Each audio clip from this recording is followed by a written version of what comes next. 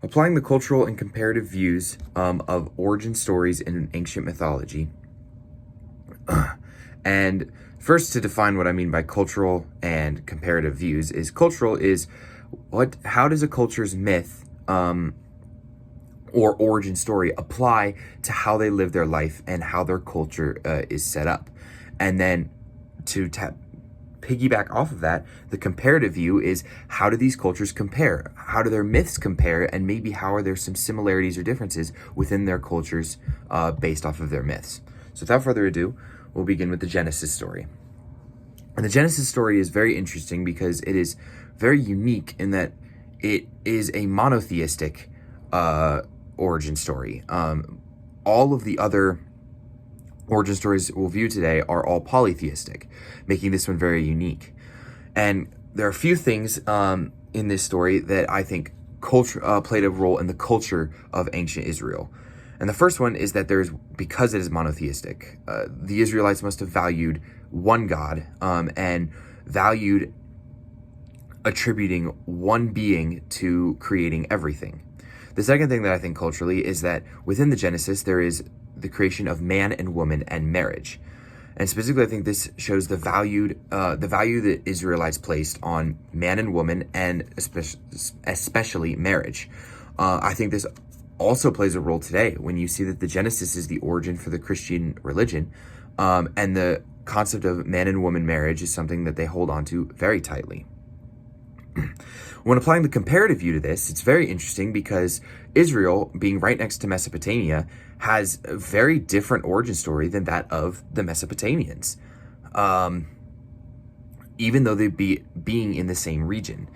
The only similarity that really the Genesis has to almost all of these is that it is a God, not one God, but a God who defeated chaos in an effort to restore order, thus showing that order is something that a lot of cultures value. The next myth I'm going to talk about is the Theogony, which is the Greek origin story. And several things that I find very interesting is Zeus defeating Kronos in effort to become king of the gods, showing that the Greeks valued strength and they valued the ability to win and beat other people as a show of strength and a show of power. The other thing I found very interesting was that as a part of the several original gods of the Theogony, Earth, Tartarus, and Eros, the god of romantic love. This shows just how valuable the Greeks saw romantic love as. And we see this often with their relics and pots and art and several other things where we see depictions of romantic love strewn throughout their art and pottery and other relics that we have found. Sort of piggybacking off of that with Hesiod's works, also Greek myths, and specifically the myth of Pandora's box.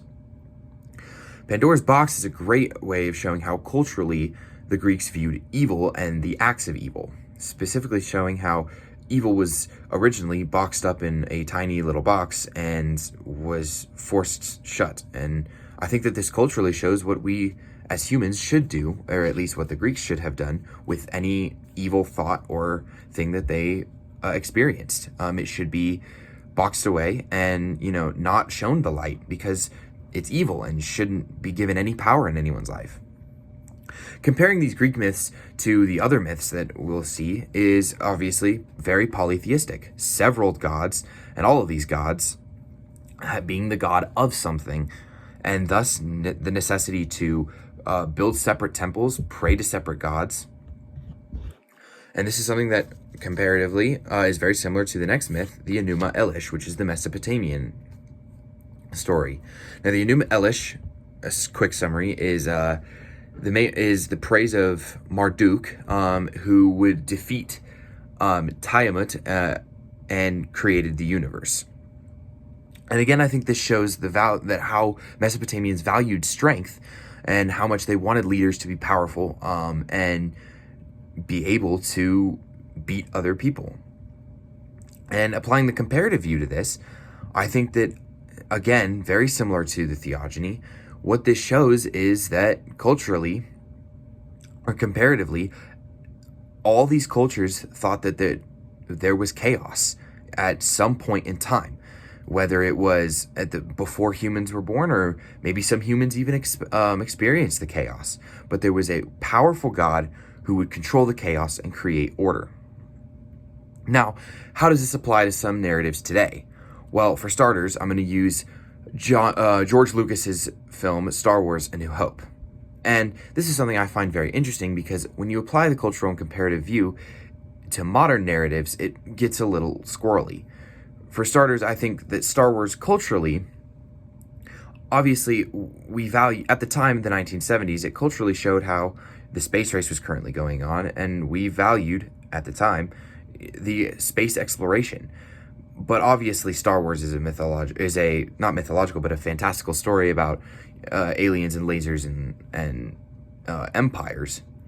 But I think really ultimately what that story boils down to is how culturally we valued an underdog hero who is able to overcome all of the trials that he faces. This is something, when you compare to many other modern myths, we see all over the place.